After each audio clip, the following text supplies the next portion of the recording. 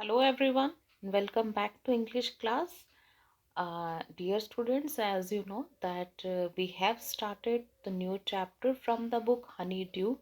Name of the chapter, A Visit to Cambridge. We have completed one half part of the chapter. Okay, and what we have read about Firdaus Ganga who wanted to meet Stephen Hawking during his walking tour in England, right? And he made call and hopped at least for 10 minutes of meeting, but he got appointment and time slot of 30 minutes and he arrived there. And what happened then? Yes, you know who was Stephen Hawking, right?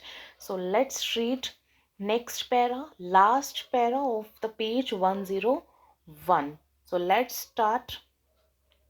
A lot of people seem to think that disabled people are chronically unhappy. I said, I know that's not true myself. Are you often laughing inside? Right? So here is the word chronically, which means recurring way, in a persistence and recurring way, right? And amusing. Okay, so what is the meaning of this para? The author expresses how most people think that people with different abilities are constantly sad and miserable, but as far as he is talking about himself, it is not true. Means it is not true that disabled persons are always remain sad, right? uh, he asked Hawking also if it was true for him, or was he laughing on the inside. Means if someone was feeling pity over them and they were feeling laughing on the persons, because every time it is not possible that disabled persons are sad. About 3 minutes later, he responded, I find it amusing when people patronize me. And do you find it annoying when someone like me comes and disturbs you in your work? Okay, so here is the word amusing, which means causing laughter and providing entertainment. The word here is patronize, which means to be kind or helpful to someone, but to talk to them as if they are inferior. So, what is the meaning? To be kind or helpful to someone, okay, but to talk to them as if they are inferior, right? So, what comes next? So, it took Hawking almost 3 minutes to respond. 3 minutes to respond. He finds it entertaining when people are only kind to him because of his different abilities. Okay, so they are not taking care of the abilities, their intelligence, they are just taking care of the different abilities. They are not, they are disabled, right? The author further asks him if he feels irritated when people like him come and keep him away from his work, right? As he was asking here, Firdaus was asking to Stephen, means if he feels annoying, and yes, and the answer was yes. The answer flashed yes. Okay, then he smiled his one way smile, and I knew, without being sentimental or silly, that I was looking at one of the most beautiful men in the world. Right? So, here is the word sentimental, which means prompted by feelings of tenderness or nostalgia. Nostalgia means feeling of being emotional, feeling alone, something. Okay, so what he told after that, Stephen, yes, you can say the answer flashed yes. And who gave the answer? Stephen gave the answer yes of the question. Yes, when the people like him come and keep him away from his work, and to which he answered a firm yes. Means he didn't like to meet the people because they disturb in their in his work. After that, Stephen smiled his one-way smile. Why it was one-way smile?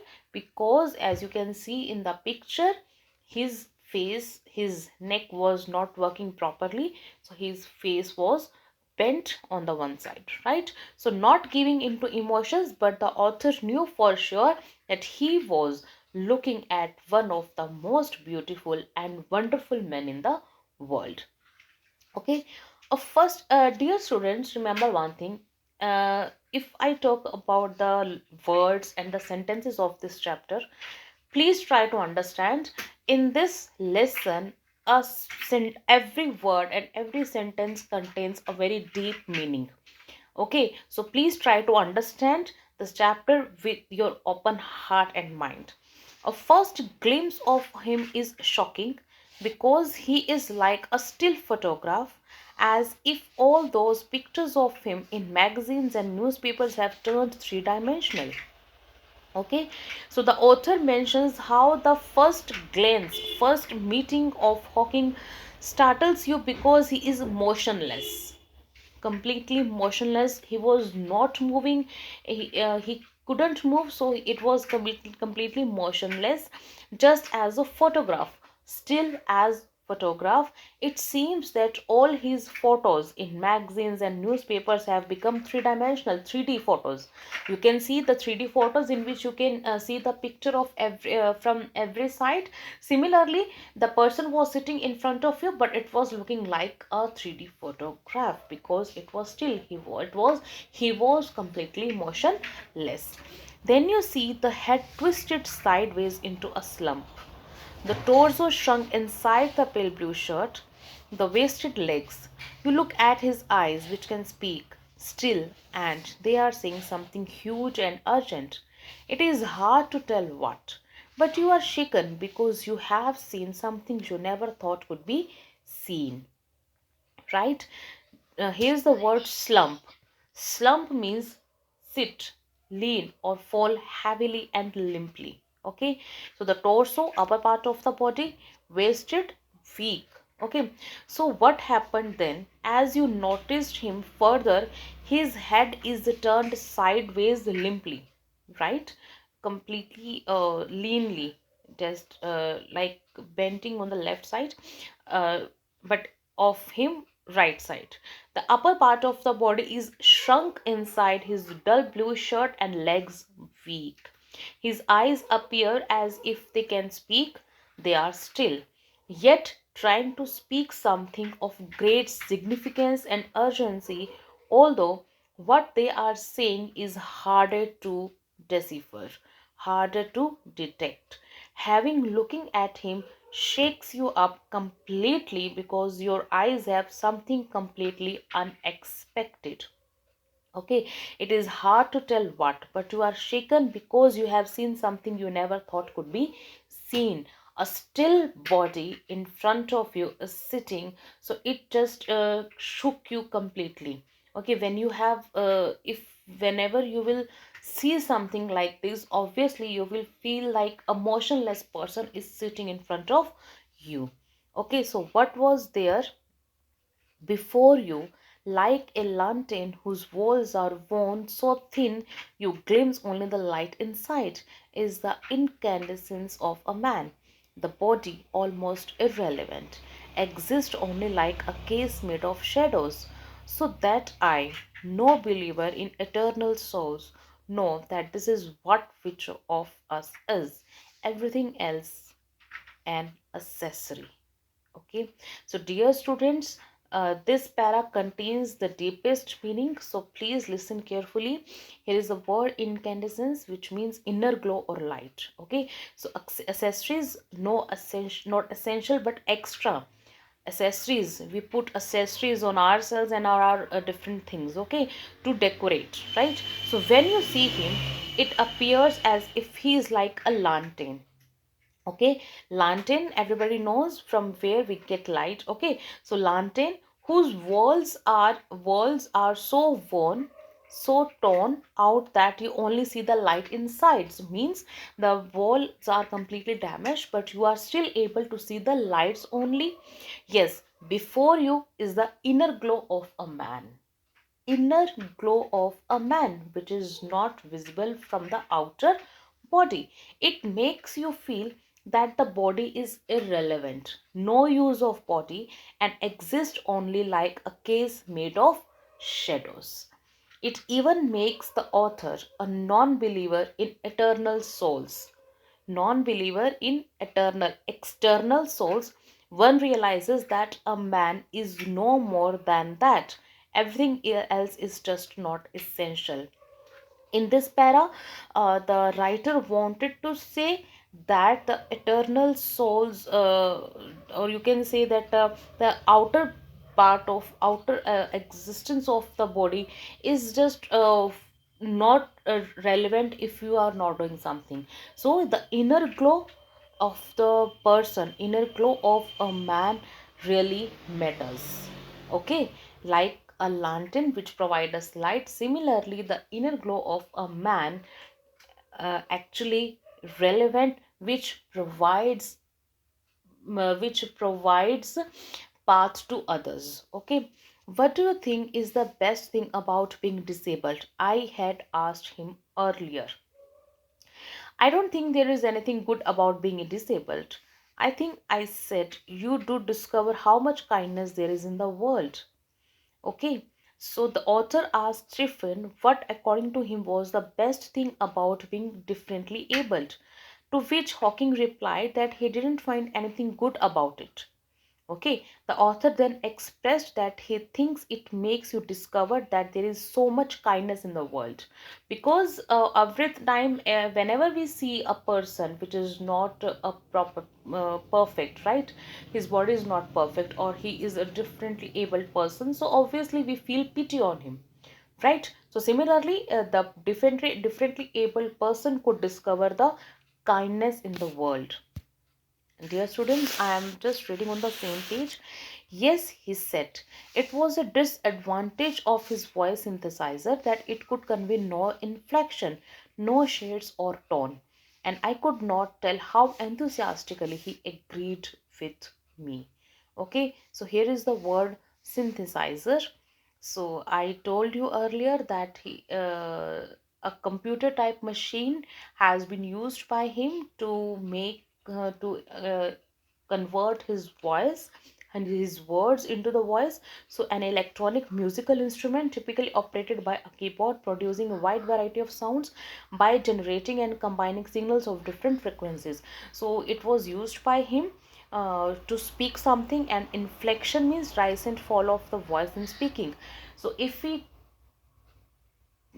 so the Stephen agreed, but due to his voice synthesizer, okay, because he was using voice synthesizer, the author couldn't depict the excitement behind his answer, as there is a disadvantage that comes with it, that it conveys no inflection, shades, or tone.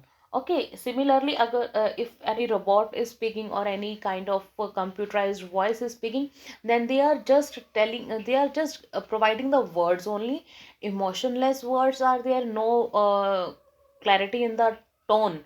Okay, and there is no ups and downs in the voice. You can't even feel the emotions in the voice. Okay, so similarly, he just heard the yes only, nothing else. Every time I shifted in my chair or turned my wrist to watch the time, I wanted to make every one of our 30 minutes count. I felt a huge relief and exhilaration in the possibilities of my body. How little it mattered then that I would never walk or even stand. Exhilaration means a feeling of happiness, excitement, or elation. So the author mentions that each time he adjusted himself in his chair or had a look at his wristwatch to track him, he wanted to make sure that no single minute of the meeting went wasted. He adds that he was relieved and happy about the limited possibilities his body had to offer. In that moment, it almost did not matter to the author that he would never be able to walk or even stand for that matter. Next page, I told him how he had been an inspiration beyond Klitsch for me and surely for others. Did that thought help him? So, what happened? Here is the word glitch, which means a phrase used so often that it lost its meaning. The author confessed to him how Stephen had inspired him beyond limits, and he was sure that he must have inspired a lot others. No, he said, and I thought how foolish I was to ask. When your body is a claustrophobic room and the walls are growing narrower day by day, it doesn't do much good to know that there are people outside smiling with admiration to see you breathing still. Okay, so here Stephen said that it didn't. On hearing his answer, the author felt foolish for even asking such a question.